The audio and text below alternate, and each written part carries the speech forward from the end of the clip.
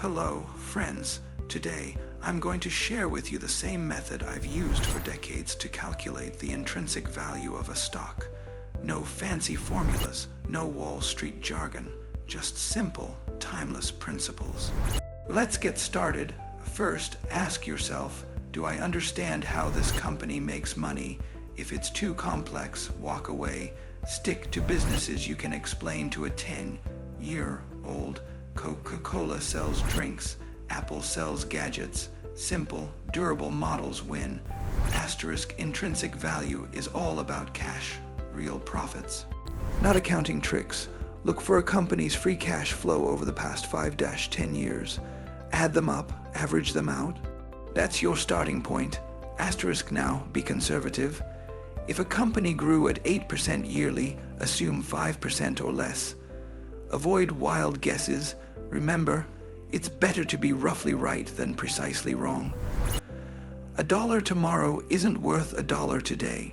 Use the 10-year Treasury yield as your discount rate, or 5-10% for extra margin of safety. Sum up those future cash flows, and you've got your intrinsic value. Finally, if the stock trades below your calculated value, it's a potential buy. If not, wait. Patience is the secret weapon of the intelligent investor. Stick to simple businesses. If you can't explain it in one sentence, avoid it. Cash is king. Focus on free cash flow, not just earnings. Be a conservative guesstimator. Underestimate growth to avoid mistakes. Discount like a skeptic. Future money isn't as valuable as today's. Margin of safety is your best friend. Only buy when the price is far below value. Remember, investing isn't about genius. It's about discipline. Do this consistently, and you'll sleep well while others panic. Thanks for listening, and I'll see you in the next one. You don't need to outsmart the market. Just outlast it. And the best way to do that is by investing in businesses so straightforward, you could explain them over dinner. Think about a company like C's Candies. It sells chocolates. People buy them for birthdays, holidays, and no one's reinventing the wheel. If a business model requires a PowerPoint to understand, it's probably not worth your money. The world's greatest fortunes were built on simple ideas. Coca-Cola quenches thirst. Walmart sells everyday goods cheap. Apple makes devices people love. Complexity doesn't equal profitability. In fact, the more moving parts a business has, the more ways it can break. Stick to what you know and let time do the heavy lifting. When you focus on simple, durable businesses, you avoid the trap of chasing trends. Fads come and go, but toothpaste, insurance, and soda, they've been around for over a century. The longer a company's been doing the same thing well, the safer your investment. The best part, you don't need an MBA to spot these opportunities. If you've used the product, understand the industry, and see a long runway ahead, that's half the battle. The rest is just patience. Earnings can be dressed up, but cash doesn't lie. A company might report soaring profits, but if cash isn't flowing into the bank, something's wrong. Free cash flow, what's left after expenses and reinvestment, is the lifeblood of a business. It pays dividends, buys back stock, and fuels growth without debt. Look for companies that consistently generate more cash than they need.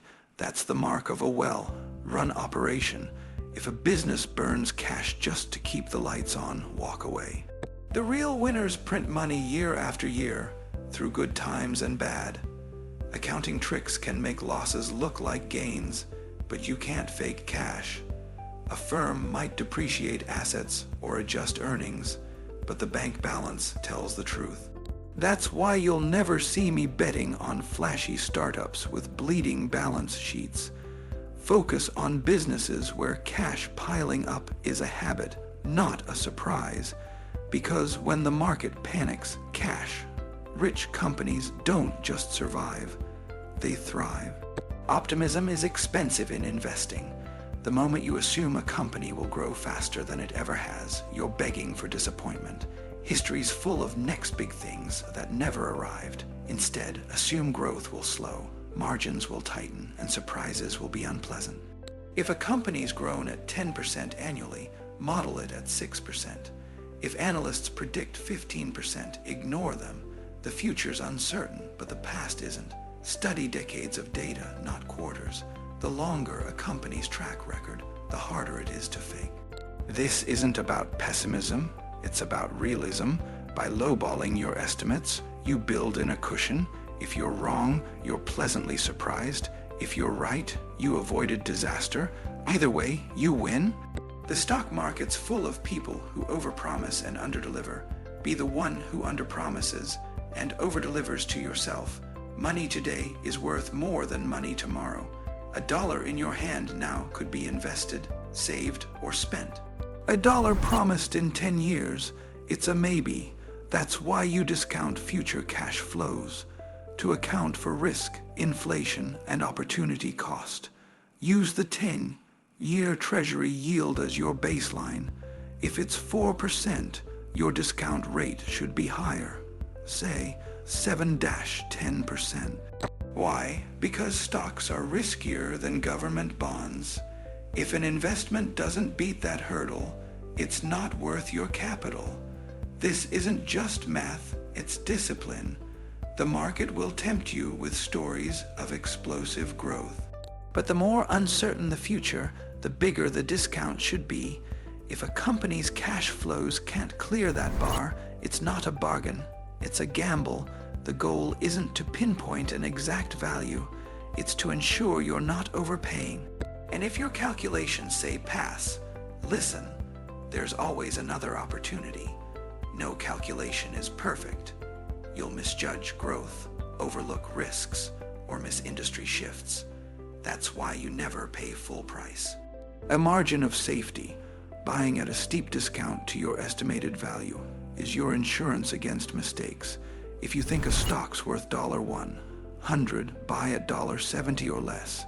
That 30% gap is your buffer. If you're wrong, you lose less. If you're right, the upside's enormous. But most investors do the opposite. They overpay for certainty that doesn't exist. This principle turns volatility from a threat into an ally. When markets crash, rich investors with discipline feast. Everyone else panics.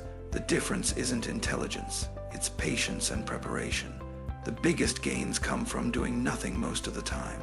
Wait for the fat pitch, swing hard, and let compounding work.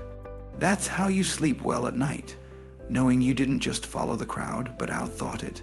So there you have it, the simple, time-tested way to calculate what a business is truly worth.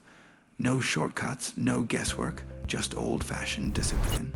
Remember, investing isn't about being brilliant. It's about being patient, sticking to what you understand, and never overpaying.